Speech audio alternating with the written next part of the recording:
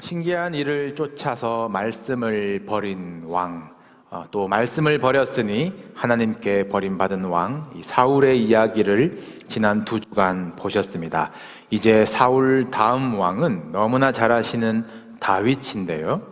이 왕들의 이야기 시리즈이지만 당분간은 이 왕이 되기 전 이 10수년간의 그 다윗의 인생을 앞으로 몇 주간 보려고 합니다. 사울처럼 신기한 일들과 징표를 통해서 하루아침에 왕으로 세우시는 것이 아니라 다윗 인생의 역경과 굴곡을 통해서 이제 왕으로 하나님 마음에 합한 자로 점점 만들어 가시는 시간이죠.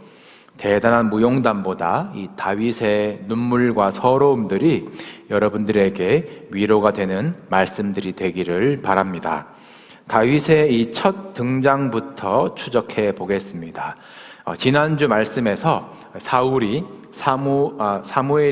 사울 왕에게 이별을 고하고 다시는 사울 왕을 만나지 않았는데, 이 사울 왕에 대한 분노보다는 그의 불쌍함에서 오는 그 슬픔이 컸던 것 같습니다. 하나님이 사무엘에게 말씀하세요. 언제까지 슬퍼하겠느냐? 뿔에 기름을 채워서 베들레헴으로 가라. 내가 이새의 아들 중에서 한 왕을 보았느니라. 그래서 사무엘이 이 베들레헴, 이 다윗의 동네로 가는데, 이 베들레헴의 장로들이 떨며 나와서 사무엘을 영접합니다. 요즘 이 사무엘의 심기가 불편하다라는 것이 소문이 난 거죠. 사무엘의 위엄이 그만큼 대단한 것인데, 또 긴장되는 것이 이 새롭게 떠오르는 권력, 이 사울 왕이 이 저물어야만 하는 권력, 이 사무엘을 당연히 이제 감시하겠죠. 그래서 사무엘은 나는 특별한 일이 없다라는 듯이 이 평상시대로 우리 순회 제사 드리자, 이번에는 베들레헴에서 제사를 드리자, 그렇게 사람들을 모읍니다. 특별히 이새의 아들들을 성결하게 해서 제사로 초청해요. 그래서 이새의 큰아들부터 등장을 하는데, 큰아들이 잘생기고 키가 컸나 봅니다. 사울의 조건이었죠. 사무엘이 속으로 이자구나, 참 왕이 될 상이로구나 생각을 하는데, 하나님의 말씀이 들립니다. 그의 용모와 키를 보지 말라. 내가 보는 것은 사람과 같지 아니하니 사람은 외모를 보거니와 나 여호와는 중심을 보느니라. 아니구나. 그럼 다음 아들, 또 다음 아들, 다음 아들, 7 아들이 차례대로 지나가는데 하나님이 침묵하세요. 분명히 이새의 아들 중에서 한 왕을 보셨다고 했는데, 이새에게 묻습니다. 당신의 아들들이 다 여기에 있습니까? 아버지 이새가 대답하죠. 막내가 하나 있는데 걔는 양을 지키는 자입니다. 결국 사무엘이 다윗을 데려오라고 해서 다윗이 들에서 돌아올 때까지 모두 기다리고, 다윗이 왔을 때에 하나님께서 그다, 그에게 기름을 부으라 말씀하셔서 사무엘이 다윗에게 기름을 붓습니다만, 지금 주목하고자 하는 것은 지금 다윗은 왜 들에 있냐 이거거든요. 꼭 다윗이 양을 봐야 하는 것이 아니었습니다. 나중에 이야기를 보시면 다윗이 자기 양을 지키는 자에게 맡기고 아버지의 심부름을 가거든요. 지금 사무엘이라는 거물이 베들레헴에 왔습니다. 아들 하나하나 사무엘 앞에 세우고 싶은 것이 당연한 부모의 마음일 텐데, 형들은 성결하게 꽃단장하는 동안 다윗은 들에서 양을 치도록 하는 아버지예요. 이 다윗의 마음이 어땠을까? 그간 저도 이 본문으로 우리 다윗처럼 작은 일에, 맡은 일에 충성합시다라는 설교도 했습니다만, 이번에 이 말씀을 준비하면서는 뭔가 부모로부터 보호와 사랑도 받지 못하는 이 다윗의 심정에 대해서 묵상해 보게 되었습니다. 사자나 곰이 와서 양을 물어갔어요. 그럼 어떻게 해야 됩니까? 양을 하나 포기해야 돼요. 그게 맞고 그렇게 부모가 가르쳐야 되지 않겠습니까? 무엇이 이 목동 다윗에게 목숨 걸고 사자 쫓아가서 양을 되찾아오게 만들었을까? 그 아까워서 소유욕 때문이 아니겠죠. 그의 목숨을 걸어야 얻을 수 있었던 이 가족으로부터의 인정은 아니었을까? 첫째, 둘째, 셋째 아들이 전쟁터에 나갔습니다. 아버지 이새는 이 세 아들이 잘 살아있는지 걱정이에요. 그래서 넷째, 다섯째, 여섯째, 일곱째 네 아들을 제껴놓고 아니면 같이 보내던가 꼭 이 막내 다윗을 혼자 전쟁터에 보내요. 가는데 볶은 곡식 한 에바, 떡 10덩이, 치즈 10덩이를 가지고 가래요. 한 에바는 이게 6갤런쯤 됩니다. 그리고 떡과 치즈도 각각 10덩이씩, 결코 작지 않아요. 이것을 가지고 15마일 떨어진 전쟁터로 가는 겁니다. 혼자 보내요. 홀로 보내는 아버지의 요구사항도 참 매정합니다. 너 이거 형들에게 주고 또 천부장에게 주고 영수증, 증표 가져와. 뭔가 아버지가 이 아들 다윗을 신뢰하지 못한다는 느낌을 저만 받는 것은 아니시죠? 그리고 전쟁터에서 만난 형들이 다윗을 대하는 장면을 보시면요, 여기까지 고생해서 온 막내 동생 걱정 안 합니다. 노를 발하여 이르되 너 들에 있는 양들 어떡하고 왔냐? 너 전쟁 구경하러 왔구나. 이 교만하고 완악한 녀석. 이것이 형들의 환영 인사예요. 이에 대해서 다윗이 제가 무엇을 하였나이까? 라고 대답하는 것이 참 서글픕니다. 왜 다윗의 노래에 풀밭에 눕는 것이, 물가에서 쉬는 것이 왜 영혼이 소생하는 시간일까? 왜 내가 여호와의 집에 영원히 살리로다, 누구누구의 장막보다 여호와의 집에 문지기가 좋습니다, 왜 그 집에 대한 갈망이 이리 강할까? 이 다윗의 어떤 배경들과 깊은 감정들에 여러분들의 심정을 통해 보시면 좋겠어요. 다윗, 마음이 참 가난한 사람이겠구나 라는 생각이 들지 않으십니까? 마음이 참 가난하고 외로워서 하나님만 계셨구나, 그래서 하나님 마음에 합한 자이구나. 다윗의 이런 첫 등장이 여러분에게 위로가 되시기를 바랍니다. 우리 이민자의 삶이 특히 그러하죠. 보호받고 싶어서, 인정받고 싶어서, 가족을 위해서, 집을 위해서 안전감을 주는 것에 목숨을 걸며 버텨오셨습니다. 아마 자식 위해서라면 사자고 곰이고 쫓아가 싸우셨을 그 희생들을 존경합니다. 그러나 해결 안 되는 이 외로움과 서러움이 있잖아요. 가난하지 않은 척 하시지만 마음이 가난하지 않습니까? 돈으로도 자녀로도 학위나 직장으로도 채울 수 없는 그 근본적인 결핍이 우리 안에 있기 때문입니다. 다윗은 이런 결핍들, 보호받지 못하는 것, 인정받지 못하는 것, 사랑받지 못하는 결핍을 어떻게 해결했을까요? 하나님께서 내가 베들레헴의 한 왕을 보았다라고 말씀하셨던 그때의 다윗은 가장 낮은 사람이었습니다. 그 불쌍한 소년이 부른 노래가 시편 23편 아니겠습니까? 여호와는 나의 목자시니 내게 부족함이 없으리로다. 아멘. 여러분, 내게 부족한 것이 무엇인가? 이것이 지금 바로 돈, 소유, 집으로 생각이 드신다면 참 안타깝죠? 여러분 마음의 가난함을 바라보실 수 있기를 바랍니다. 내가 보호받지 못했던 것, 인정받지 못했던 것, 사랑받지 못했던 것, 여러분 가난한 대로, 불쌍한 대로 하나님 앞에 내어놓을 때에 심령이 가난한 자는 천국이 저들의 것이다. 다윗의 표현대로는 하나님이 목자 되어 주신다. 이 노래가 진실한 고백이 될 줄로 믿습니다. 하나님을 목자로 삼을 때에 하나님의 보호하심과 인도하심 안에 들어갈 때에 우리의 영혼이 소생되어지고 쉴만한 물가가 보이는 거예요. 주께서 나와 함께 하시기 때문에 사망의 음침한 골짜기도 두렵지 않은 겁니다. 왜냐하면 주의 지팡이와 박대기가 나를 안위하시기 때문에. 지팡이와 막대기, 목자의 아이템입니다. 다윗 역시 늘 가지고 다니던 건 아니겠어요?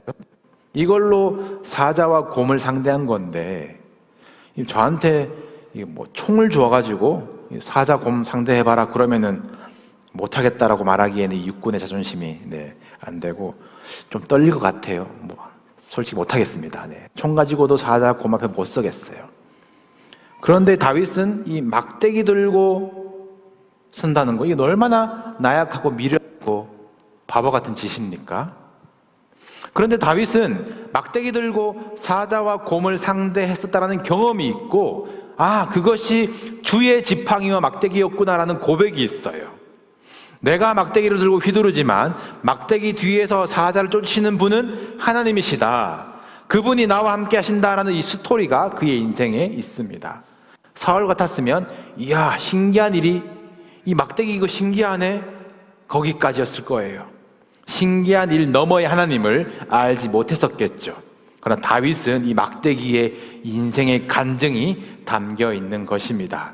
다윗은 이 막대기를 들고 다시 순종의 자리로 갑니다. 전쟁 한가운데로 가는 것이죠. 이 전쟁은 지난 주일 말씀에서 사울이 금식 퍼포먼스 하느라고, 누구 때문에 이게 부정탔는지 밝히느라고 끝까지 몰아내지 못했던 블레셋이 다시 쳐들어온 거예요. 이제는 더 큰 상대 골리앗을 앞세워서 돌아왔습니다. 성경이 골리앗을 소개하는 것을 보시면 키가 6규빗 1뼘, 이게 한 9피트 정도 됩니다. 3m 조금 안 되는 키.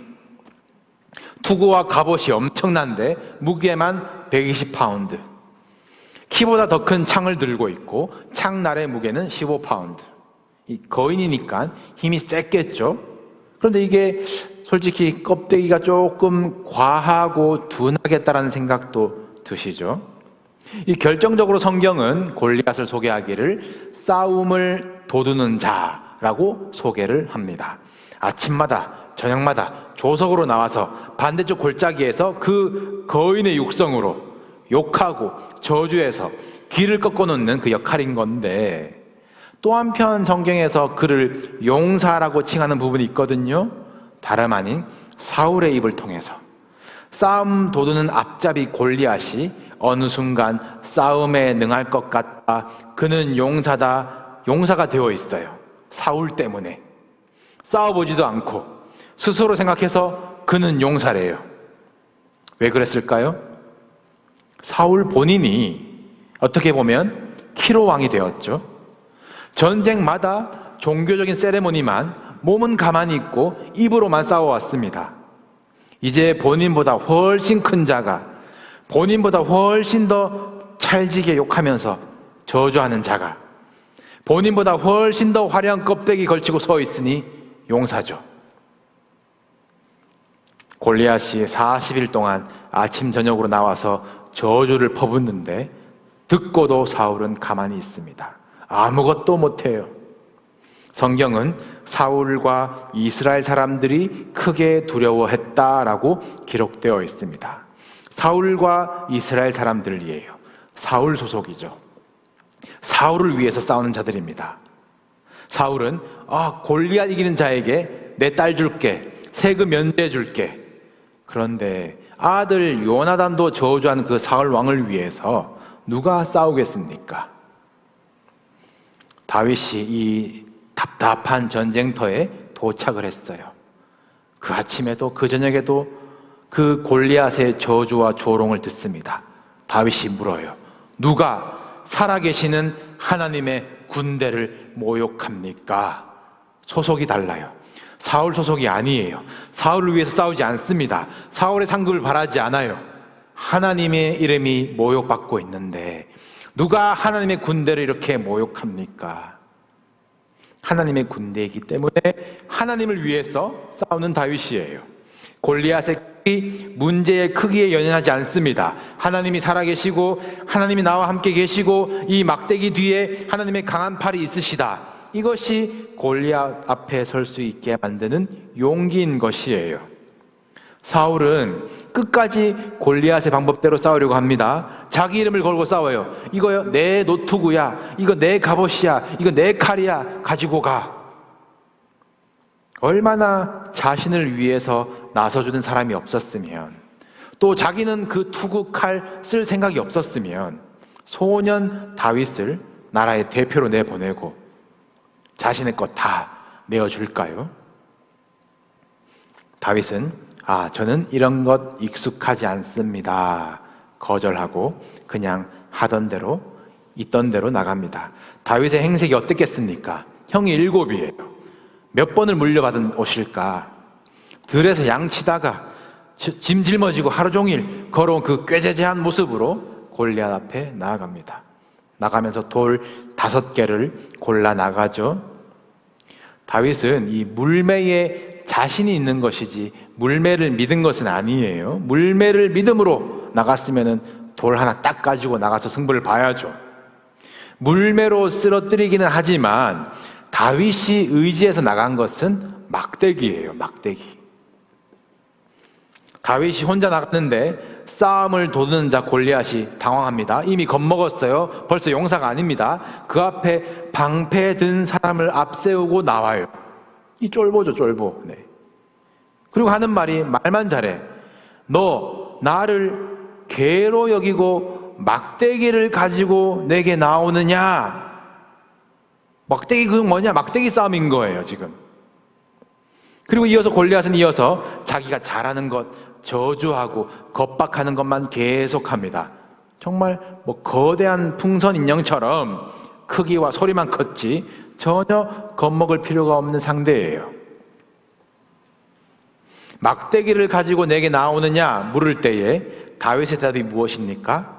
하나님의 이름으로 내가 나아가노라. 응, 맞아. 너가 비우는 이 막대기, 나에게는 하나님의 이름이야. 응, 여기 이 막대기에 내 평생에 함께 하신 살아계신 하나님의 이야기가 담겨 있어. 막대기 붙들고 자신이 잘하는, 잘 훈련된 물맷질을 하는 것이죠. 이 골리앗이 용사가 아닌 것이 이 피하고 맞고 막 그러다가 마지막 5발째 딱 맞춰야 뭔가 이게 스토리가 손에 땀을 쥐는 건데, 이 둔탱이는 이 방패까지 세워놓고 하나를 못 피해가지고 그냥 맞고 쓰러지죠. 너 막대기로 나왔냐? 그러다가 막 하고 죽는 게 골리앗입니다. 다윗이 쓰러진 골리앗의 머리를 베니까 블레셋 사람들이 도망합니다. 사울은 또다시 블레셋을 쫓을 기회를 얻어요. 그런데 성경을 보시면 블레셋 사람들을 쫓다가 돌아와서 그들의 진영을 노략하였다. 골리앗이 가진 칼과 단창과 창이 그렇게 부러웠던 거예요. 그거 가지려고 쫓기를 마치고 돌아와서 노략하는 불쌍한 사울입니다. 여러분, 우리가 칼과 창과 단창으로 무장해서는 골리앗을 절대 이길 수 없습니다. 이긴다고 해도 아싸, 더 큰 칼, 더 좋은 칼 빼앗았다. 그러면 더 큰 골리앗이 오기 마련이에요. 막대기로 이기는 겁니다. 이것이 세상과 원수를 이기는 방법입니다. 깨달으시길 바랍니다. 하나님이 막대기를 골고다 언덕에 꽂으셨어요. 세상 미련하고 약하고 가난한 모습 아닙니까? 저게 하나님의 아들이냐고 조롱받았어요. 원수 마귀도 자기가 이긴 줄 알았습니다. 막대기니까. 그런데 하나님은 그 막대기로, 그 십자가로 원수를 다 이기고 사망의 음침한 골짜기를 지나서 여호와의 집으로 갈 길을 열어주셨습니다. 믿으시길 바랍니다. 그 막대기가 멸망하는 자들에게는 미련한 것이지만 구원을 받는 우리에게는 하나님의 능력인 것이에요. 여러분, 막대기로 승리한 경험이 있으십니까? 여러분 일상에서 쥐어주신 그 초라한 막대기로 순종하면서 승리한 경험, 이 막대기가 나를 안위하시는 주의 지팡이구나 깨닫는 경험이 있어야 골리앗 앞에 막대기 들고 나가는 것이에요. 내가 잘해서, 내가 잘내서 원투펀치로 사자와 곰 이겼습니다, 이것이 아니라 여호와께서 나를 사자와 곰의 발톱에서 건져내셨습니다. 그러하셨은즉 나를 이 블레셋 사람의 손에서도 건져내시리이다. 이 간증이 바로 용기가 되는 것이에요. 사랑하는 성도 여러분, 아침 저녁으로 여러분들을 괴롭히는 삶의 골리앗은 무엇입니까? 어떻게 이기려고 애쓰고 계십니까? 아니면 골리앗에 굴복하고 계십니까? 세상 의지할 것 없는 연약한 마음, 하나님만 채우는 가난한 마음으로 이깁시다. 미련한 순종으로 이깁시다. 하나님은 세상의 약한 것을 택하사 강한 것들을 부끄럽게 하시고 멸시천대받는 것을 택하사 있는 것들을 패하려 하신다고 말씀하셨어요. 아무 육체도 하나님 앞에서 자랑하지 못하게 하십니다. 여러분, 센 척 하지 마시고 잘 지내는 척 부유한 척 하지 마시고 겸손하게 가난한 마음으로 막대기 아래 십자가 아래 들어가십시오. 여러분, 보호받지 못한다라는 생각이 들 때가 계십니까? 주의 막대기가 의의 길로 인도하고 계십니다. 여러분, 사랑받지 못한다고 느끼십니까? 십자가 사랑이 지금도 여러분을 향해 흐르고 있습니다. 변함없는 그 사랑이 우리의 만족이요, 우리의 안식이요, 우리의 소망과 기쁨이 됩니다. 여호와는 우리의 목자시니 그 막대기가 우리를 향하시니 우리에게는 부족함이 없습니다. 우리 또 한 주도 막대기 들고 골리앗을 이기는 저 여러분 되시기를 주님의 이름으로 축복합니다.